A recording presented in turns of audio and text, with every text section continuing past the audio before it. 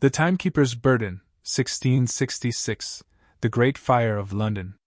I sat alone in a quiet country tavern, the faint hum of distant conversation blending with the crackle of the hearth. The London Gazette rested on the table before me, its ink still fresh. While others might dismiss the paper as idle reading, I had learned to look closer. Sometimes, the messages meant for me were buried within its seemingly mundane columns. An article caught my attention, innocently tucked beneath reports of shipbuilding. It spoke of London's old structures and their precarious nature, lamenting the risk of fire spreading uncontrollably. Yet it was the final sentence of the piece that made my pulse quicken.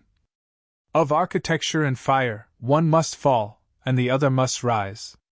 There was a strange resonance in the phrasing. Something stirred at the back of my mind, a quiet certainty that this was no ordinary line. Accompanying the article was a rough sketch of St. Paul's Cathedral, a building that symbolized both London's past and its uncertain future. The meaning was clear enough. Fire was coming. And Wren, the man who would one day rebuild London, could not be lost to it. I folded the paper, dropped a few coins on the counter to settle my tab, and rose to leave.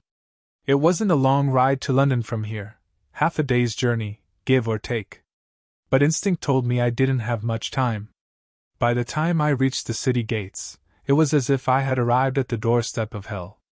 Smoke billowed above the city, curling into the sky like the claws of a furious beast. Crowds surged toward the gates, desperate to escape the inferno spreading behind them. Horses pulled overloaded carts filled with personal belongings, while children clung to their parents, wide-eyed with terror. Riding against the tide, I pushed onward into the city. The narrow streets were a labyrinth of chaos, the acrid smell of burning wood choking the air. The fire roared like an animal, devouring homes and shops with equal ferocity. Yet, somewhere within this maelstrom, Christopher Wren remained, a man unaware of how close he was to being consumed by the flames.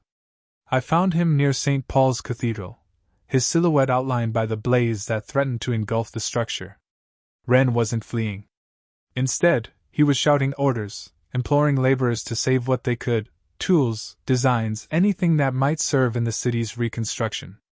"You must leave!"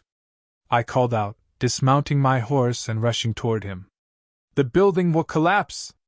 I can't abandon my work!" he snapped, his voice rising above the crackling flames. "Do you know what this represents? What this city represents? There's no city if you're dead!" I shot back, grabbing his arm. But Wren was stubborn. Shaking free of my grip, he darted toward a workshop adjacent to the cathedral. My heart sank as I saw the unstable frame of the building, a structure on the brink of collapse, flames licking at its timbers. "No!" I yelled, chasing after him. The moment I entered, the heat hit me like a wall. Smoke filled my lungs as I spotted Wren at the far end of the room, clutching a satchel of papers. I barely had time to react before the ceiling groaned ominously. Lunging forward, I grabbed Wren and shoved him toward the exit. We barely made it out before the building crumbled behind us, a cascade of flaming debris raining down. The pain hit me then, a searing burn across my forearm where a stray ember had landed. Gritting my teeth, I ignored it and turned to Wren, who stared at me with a mixture of disbelief and gratitude. "You saved me," he said, his voice trembling. I nodded, brushing soot from my coat. "Next time, listen to the man telling you to run." Wren looked ready to speak further, but I knew I couldn't linger. He didn't need to know my name or my purpose here. What mattered was that he lived, and with him, the future of London's rebirth. "There's more to do," I said, turning back to the smoldering city. "Save what you can. You'll need it." "Who are you?" Wren asked, his voice tinged with curiosity. I paused, considering my words. "Just someone who knows this city will need you in the days ahead." Without another word, I disappeared into the chaos, clutching my injured arm. Pain flared with every step, but the knowledge that history was back on track dulled its edge. From a nearby hill, I watched Wren stand alongside other survivors, gazing over the charred remnants of London. The flames had finally begun to die, leaving behind a landscape of ruin and ash. "This city will rise again," Wren said, his voice steady despite the devastation. Not as it was, but better. Stronger. Safer. I allowed myself a faint smile before turning away. My work here was done. Later that evening, I found myself in a quiet tavern near the edge of the city. The air inside was heavy with smoke that seemed to have followed us from the burning streets, though it offered a reprieve from the chaos outside. Survivors huddled in corners, faces streaked with soot, their voices low murmurs of disbelief and hope.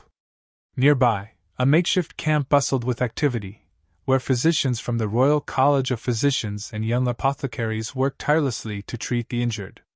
A young apothecary had just applied a soothing salve to my burned arm, wrapping it carefully with linen.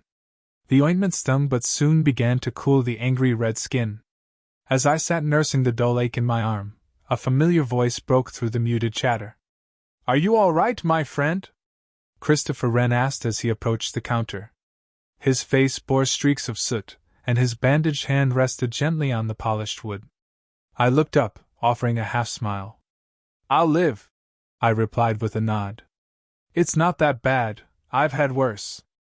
Wren chuckled softly, though the weight of the day was evident in his voice. "Even so, I must thank you.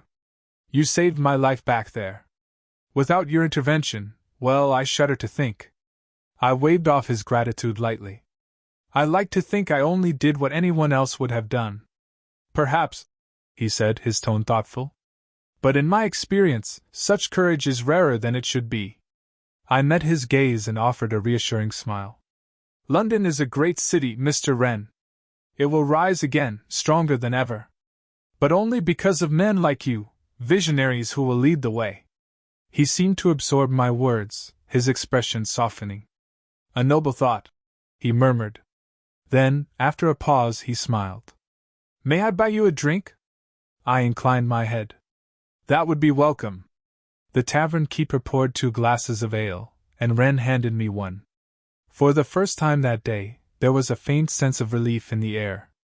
As the drink warmed my throat, I caught sight of Wren glancing toward the firelit skyline through the tavern's small window, his eyes filled with quiet determination. I knew that this moment, this man, would ensure London's rebirth. We shared a drink, an unspoken understanding passing between us. For now, I allowed myself to enjoy this brief respite. Tomorrow would bring more challenges, but tonight, I had played my part. And for that, I was content.